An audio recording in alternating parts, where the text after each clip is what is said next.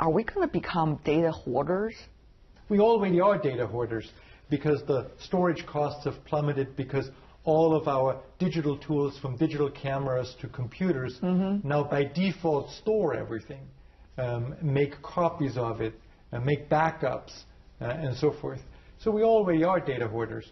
The question is not whether we will become even more data hoarders, but whether we will be able to use the data that we have, to utilize it for our own good and for the good of society, and whether and to what extent data that is no longer relevant and no longer important ought to be deleted, not just to protect us, but also to improve the results from the analysis, from the data analysis that we get, because bad data is just bad data. Hey everybody, it's StephThirdy. I am sinking in. This is a topic that I've wanted to blog on for quite a little bit now. I'm glad I get a chance to get it out now, because I've been holding on to it, and definitely want to get this information out.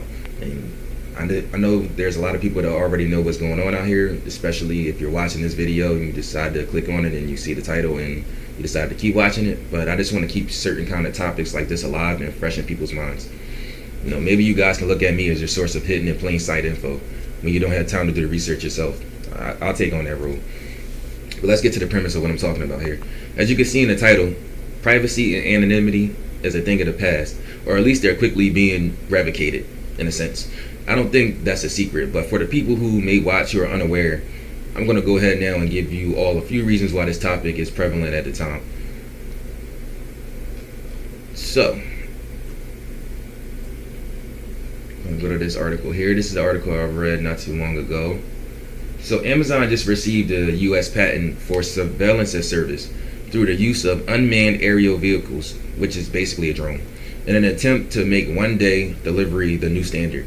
They want to sell people security in the form of drones floating around their residence with cameras. Does that really sound appealing? I mean, who really knows what or who's controlling that thing, especially with the myriad of hackers and coders we have nowadays? I mean, that's becoming a really popular field. But let's take a scroll down to, here we go, we're already here.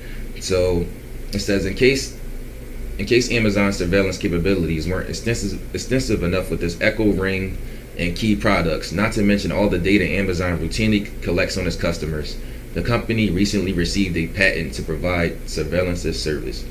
What's notable there is routinely collects on its customers. These companies routinely are constantly collecting information. That's where the facial recognition and voice recognition technology ties into this whole thing.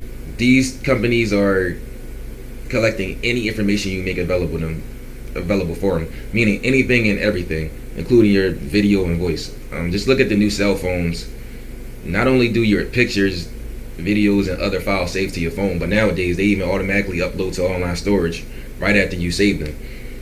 What is it, iCloud or something, or Google Drive? And they have to be going somewhere else too. I'm positive that these companies even keep their own record of your files. It's probably a legal requirement. I wouldn't doubt it.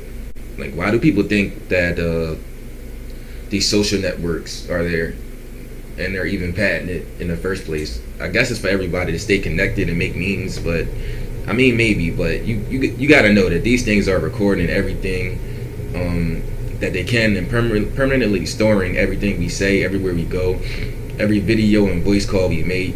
And it's all going to a number of different databases to be machine analyzed by a number of different technologies and to possibly be used against us whenever whoever has access to it decides to use it. And I know people might be thinking like, hey, but you're a blogger, you know, you upload all the time. So I mean, sure I am, but it's about where all my data is being stored without my consent, and why and how it's being machine analyzed outside of the purpose of maintaining the integrity of the streaming platform. So that's what that is. So let's take a scroll down to here.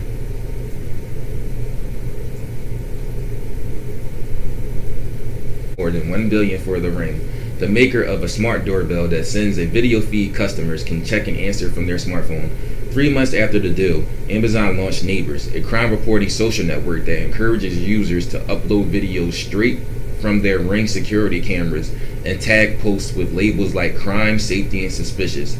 More than 50 local U.S. police departments have partnered with Ring to gain access to its owner's security footage.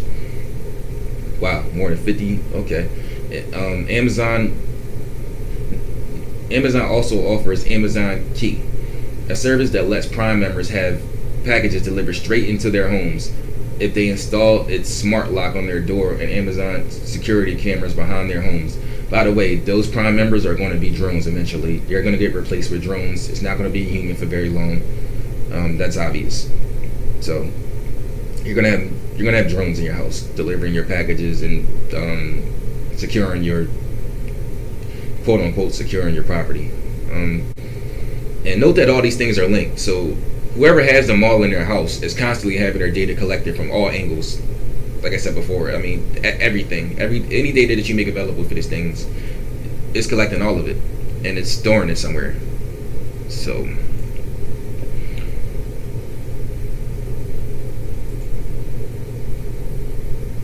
a couple of more articles. Oh, look at this. Adobe's prototype AI tool automatically spots Photoshop faces. See, this is where the facial recognition technology ties in. They're testing their new technology that they've been working on, that they've been collecting everybody's information to perfect. We fuel these types of technologies and AI tools here, just by using social networks and just by taking pictures and uploading them, and that's how they make these AI tools and test them and make them into what they are and make them as efficient as they are, I should say. Sorry for getting tongue-tied there. Look at this. Google pushes Nest Cam update in order to prevent former owners spying on its new buyers. Oh. Oh, okay. Yeah, we know who was spying on those people.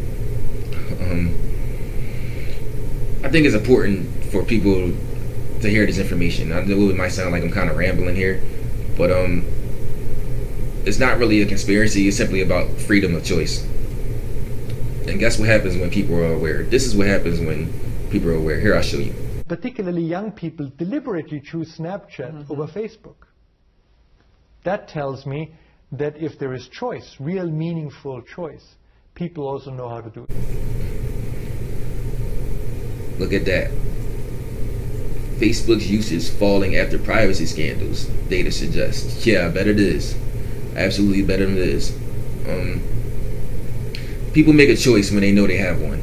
The red flag goes up really quick when you know what's going on, and you know when you have a choice. I'm sure there's many people that aren't concerned with things like this, but you should be at least a little bit at this point. It seems like these companies will try to introduce and patent anything to gather information and use security as a gateway to justify it. I mean, I do agree that in this day and age, we definitely could use more protection with everything going on in the world, but at the same time, we should still value and protect our own privacy. And the first step is awareness. We have to realize how our privacy is being invaded in the first place. But it's very hard to imagine any government or any company would do the self-censorship, because you see now the complaints about governments and companies as a result of Mr. Snowden, one individual's revelation. However, let's just imagine if he didn't talk about it in public. He didn't reveal it to the press. Nobody knew. And therefore, the same practices goes on. There's no, in a way, soul searching among the governments. There's no searching among the companies either. But with that, I'm going to go ahead and get going. I'll definitely be doing more videos like this in the future and with way more detail. Maybe I'll do a part 2 to this and include how this all ties into technological singularity and cloning. But I'm definitely going to do a video about 5G and its adverse effects. I have a lot to say about that. But I vlog about a variety of different topics, including current events, anime, MMA, movies, lifestyle, conspiracy, etc. So if you like what I do or can vibe with my perspective or just plain enjoy content on any of those topics, feel free to follow or subscribe. I'm pretty new to blogging, but I have a lot of things coming, so stay tuned. And with that, I'm out. This is StephThirdy. Y'all be easy. We're coming for you, globalist! Coming for you! Coming for you! We know what you're doing!